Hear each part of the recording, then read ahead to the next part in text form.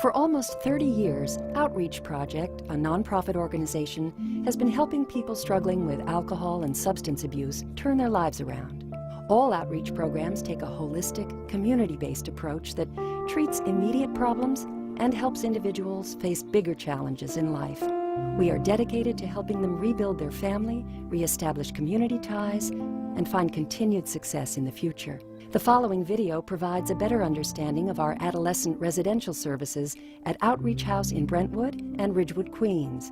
It tells the story of parents who've come to us for help and healing when their families were in crisis.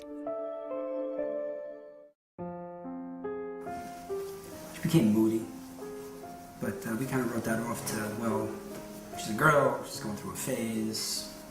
Didn't really jump to this conclusion. His grades were always high, honor roll student, and then he hit his first year of high school like a ton of bricks, and he was barely passing. I took it very personally, that I can't believe that I have a son who's doing this. I'm a failure as a mother. He was a star wrestler, and he stopped going to wrestling practice. He was the first chair for cello in the school orchestra. He stopped going to orchestra. He cut it for a whole month. All he cared about was getting high. You couldn't leave anything out, he would steal it. He would watch my wife put the PIN number in for an ATM machine, and when she fell asleep, he'd take his ATM card and start withdrawing money all over the place. Till eventually he was breaking into homes and everything else. His language was horrendously abusive, even around his younger siblings. It was almost like he was possessed. I don't think any parent in the world, especially a mother, wants to admit that she can't help her own child. We think we can fix everything.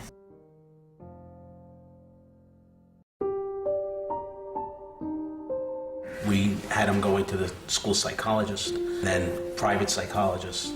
After an overdose, which landed him in the hospital, we ended up getting him in a date program. That lasted all of about a week and a half when he decided that it wasn't for him, and he walked out of that and refused that. I tried an outpatient program. He went there for a couple of days every week for a few weeks, and then they had recommended that he go to another residential facility, a short-term residential facility upstate. About 3 months after that, you know, his habits changed back to the old habits. We took him to an outpatient place. They tried to put him on a medication. The medication wasn't helping. We tried going to the state and the county for help, and they basically told us, well, we did away with our PINS program. All he's going to do now is see a family counselor. Well, we knew that wouldn't work because he fools everybody with what he has to say. My son went to 6 different facilities, so we pretty much tried outpatient and, you know, everything you could think of.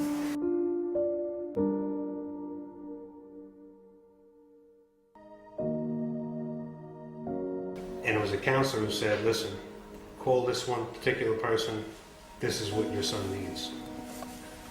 And from that moment on, it's been a blessing. You know, decided to bring him here because 2-week programs, I don't think work very well. He had a second overdose, ended up in the hospital again, and that's when we came across Outreach and got him in over here. And then I asked the people at the outpatient program where my son was attending, and they also recommended Outreach. And just to be sure, I called another outpatient place, and they also recommended Outreach. So it was highly recommended.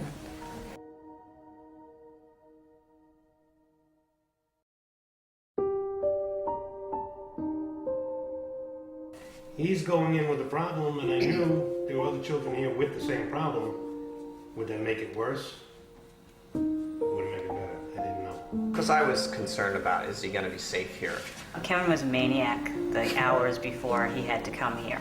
I mean, literally a maniac. It was the first time we ever had the police involved in his life.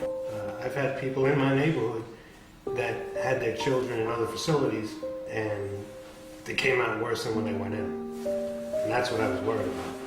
And then we pulled into the parking lot, and all of a sudden this sense of calm, I don't know what it was other than God just, you know, put something in him. You're comfortable that, you know, that he wasn't running anywhere. He was where he needed to be and hopefully getting the help that he finally needed to get. And we left him here, and I just said, you know, please stick this out. And he said, Mom, I'm not leaving until I'm done. And that was the first good night's sleep I had had in 2 years, at least. And with us, outreach was the only place that really worked for him.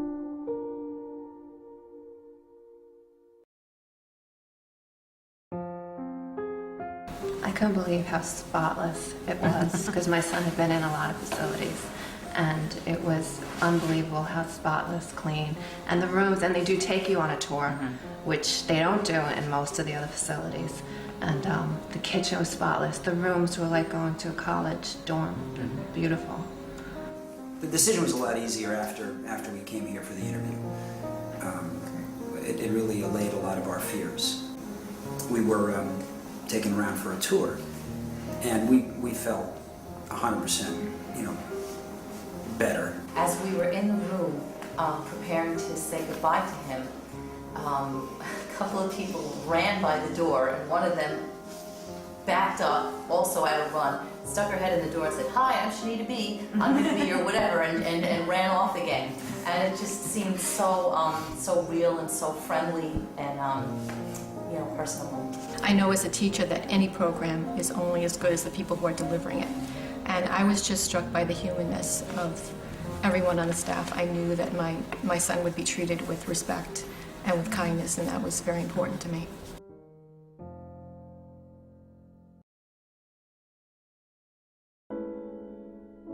He was finally clean. And he's like, I can't believe I threw this all away. He says, I like being with my family. I have more fun with you people than with my friends getting high. But it took him that break in drugs to get clean to realize what he lost. She finished 10th grade here over the summer, completed 11th while she was here, and then the day she graduated, she found out she was accepted into St. Francis Prep to finish up her 12th year. And she got into AP English.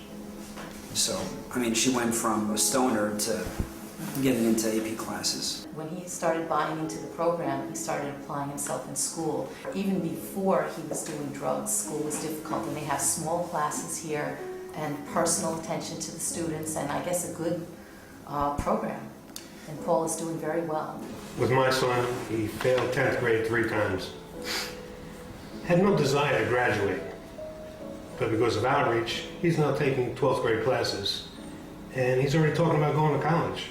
But if you're gonna struggle and you want to make your struggle worthwhile, this is the place to do it. You'll change your life, you'll change your child's life, and you'll get yourself and your family back. I was excited when I saw an essay of his with 100 on it stuck to the wall upstairs. We've never seen that before. And if it wasn't for this place, we would have probably enabled our son to death. I thank God every day for outreach, and I mean that from the bottom of my heart. Every day was the only place that I feel that my son got the help that he needed. And everyone here, to me, are like angels. They're just God sends.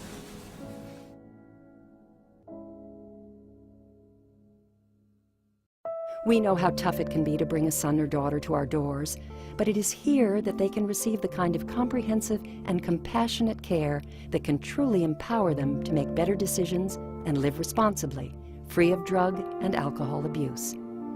If you have any questions, please don't hesitate to call us.